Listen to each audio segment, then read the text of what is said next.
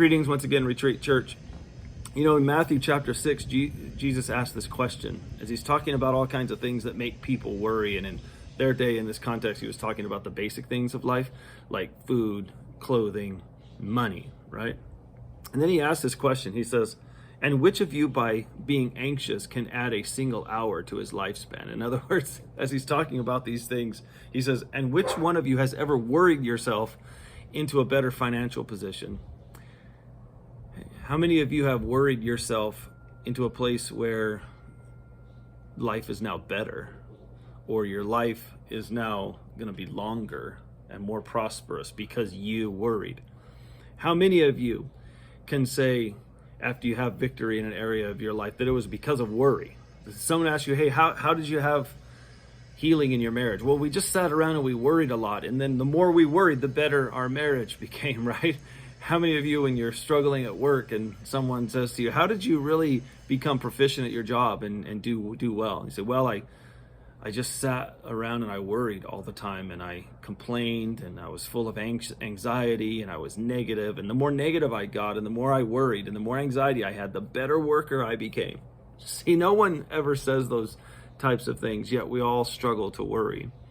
And I think that sometimes we struggle to worry because we know we're not supposed to, but we don't know any other options. It's like, I don't know what to do.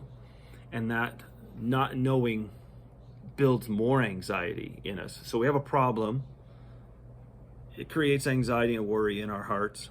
But then we read texts like this, and we're like, Jesus says that worrying is not going to help. And then we worry about worrying, and then we're worried that we're not stopping the worry. And that builds and that snowballs. And especially if you're a Christ follower, you're thinking, man, why can't I trust Jesus with this? Why am I worried so much? And now you're worried about displeasing God. And so this thing just becomes out of control very, very quickly. So I'm thankful that in this very chapter, in Matthew chapter 6, Jesus gives the people that he's speaking to and us some options.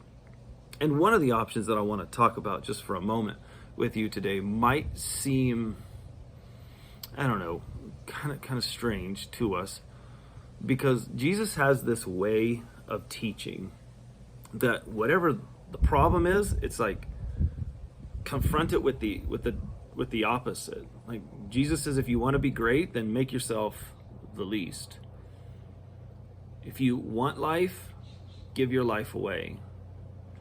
And so it's like this backwardsness.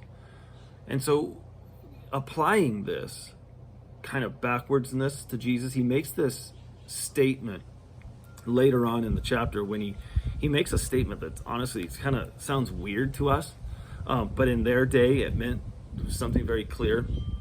Jesus says in chapter 22 or verses 22 and 23, he says, if your eye be single. That's what that word is there. Now it's been translated in many different ways. It's been translated if your eye be healthy, right? Or if your eye be full of light. But literally in the Greek text, it's if your eye be single.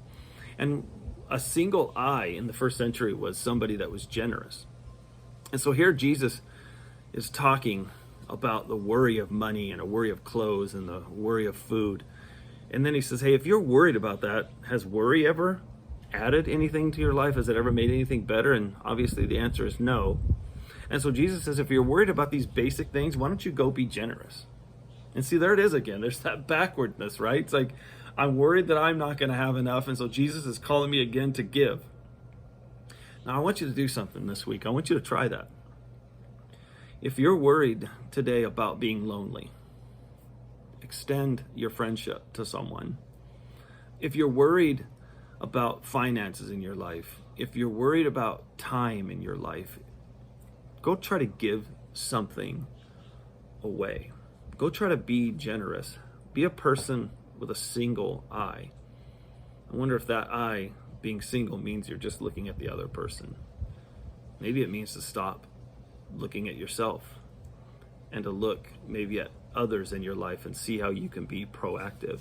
See how you could take a step to make somebody else's life better. Maybe you're the answer to someone's prayer. Maybe God wants to move you into a position in someone's life that some things that they've been worried about and concerned about, maybe God's going to use you to be the answer for them.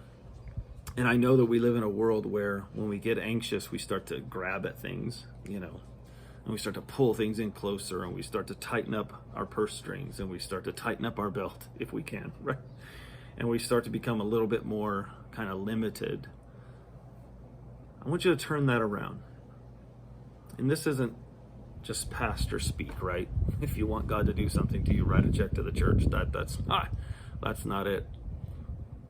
I want you to go find someone, not part of a program at your church or anything like that, but just you and somebody else. Whatever you're worried about, whatever you're concerned with today, confront it with the opposite and move into someone's life and be their answer to prayer. I think you'll start to see that your anxiety level will start to decrease, and you'll see God do great things in your life. God bless you. We'll see you next time.